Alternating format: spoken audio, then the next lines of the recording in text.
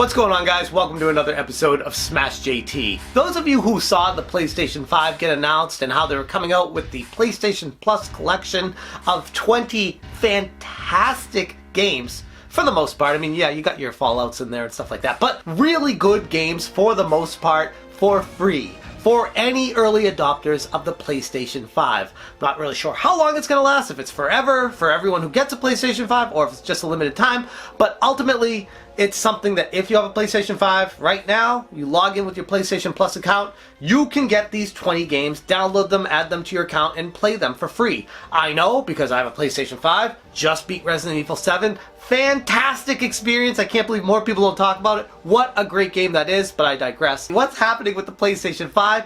People are now selling the idea of if you give them your login information, you have a PlayStation 4, you don't have a PlayStation 5, but you want to get these 20 games, you can have somebody who has a PlayStation 5 log in with your credentials on their PlayStation 5, access all these games, add them to your account, and then give you back your credentials so you can log in on your PlayStation 4 and download them all there. That's a big issue, and Sony's starting to crack down hard on it. JT. If you're new to the channel, make sure you hit that subscribe button and bell for notifications so you do not miss an upload. I hate to waste my time with that, but sometimes people need a reminder because YouTube's not going to remind you guys, so please, it means a lot to me. I try my best, I have a full-time job, I have a family, and I still get these YouTube videos out, so hit me with the subscribe. Please, I beg you. Anyways, with this PlayStation 5 news, it is a loophole that is getting exploited by PlayStation 5 owners. PS4 owners that can't find a PS5 but want to be able to access this collection of games because, say, for example, they don't want to buy one of these games right now if they know they're going to be getting a PlayStation 5 in the future.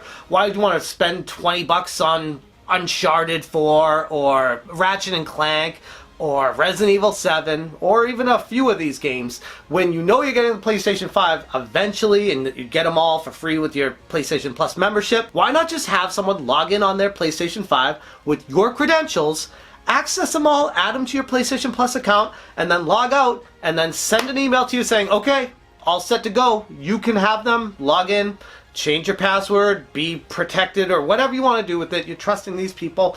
It's sketchy. What's happening right now is PlayStation 4 owners that do not own a PlayStation 5 are paying money, sometimes upwards of $20 to $30 for PS5 owners to log in on their system and get these credentials onto the PS4 owners' accounts so that they can access their games without upgrading to a PlayStation 5, because we all know how hard it is to get one of those things right now. So people are paying money just for the right to have these games added to their account by PlayStation 5 system owners. I actually, honestly, I considered doing it for some of my friends, my close friends, until I found out that Sony is cracking down on these and banning accounts. Like, they are finding out the IP addresses, what people are logging in on. If there are multiple PS5 users on the same account, that's a little bit fishy to them, and they're actually cracking down and banning them. So I do not recommend, even if you're going to do it for your friends, don't, because Sony could ban your PS Plus account. That's a very, very bad thing. They're even showing up on eBay. I made a video previously talking about how people on eBay are selling boxes of the PlayStation 5 or pictures of the PlayStation 5.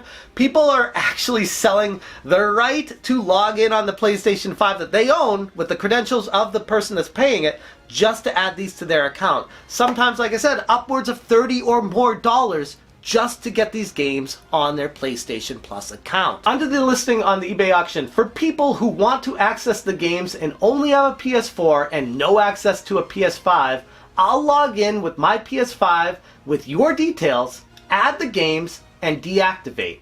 Upon purchase, I highly advise creating a temporary password and then creating a new one when it's done. And there are similar websites like Craigslist that are also doing the same type of service too, and it's sketchy, but people do it because, I mean, who wants to save money on their games? A lot of people do. So it makes sense, but it's kind of one of those things. I get I get why Sony is doing it, because they want an incentive for early adopters of the PlayStation 5 to give them some sort of pat on the back and bonus to make them feel like, okay, the money wasn't wasted because there's not very many games to play on it right now, so you can play these PlayStation 4 games for free while you wait for PlayStation 5 games to come down the pipe. I get it. But I take a look at this situation and say, why not reward the PS Plus owners that have been on PS Plus forever? Why not just make it a celebration for the release launch of the PlayStation 5 to make it universal?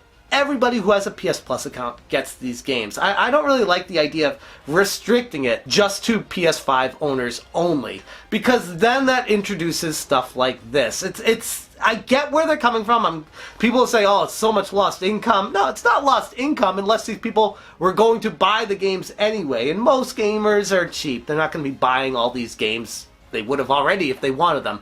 Point is, they want to play the games, they don't want to pay the money for them. That's how gamers are.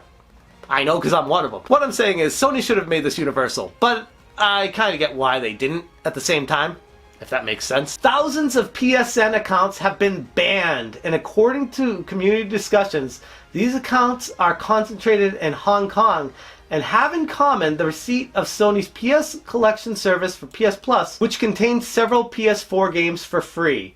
Some PS5 users who have shared their PS Plus collection with a single friend, for example, have expressed concern that they may be caught up in the ban wave. Sony has yet to comment. So I guess what I'm getting at here is just be careful. If you have a PlayStation 5, I know it might be tempting to put an ad up on Craigslist and do this. It's easy money. Like, if you can get 20 bucks a pop and get 5 people to do it, that's $100 for logging in and adding games to someone else's account.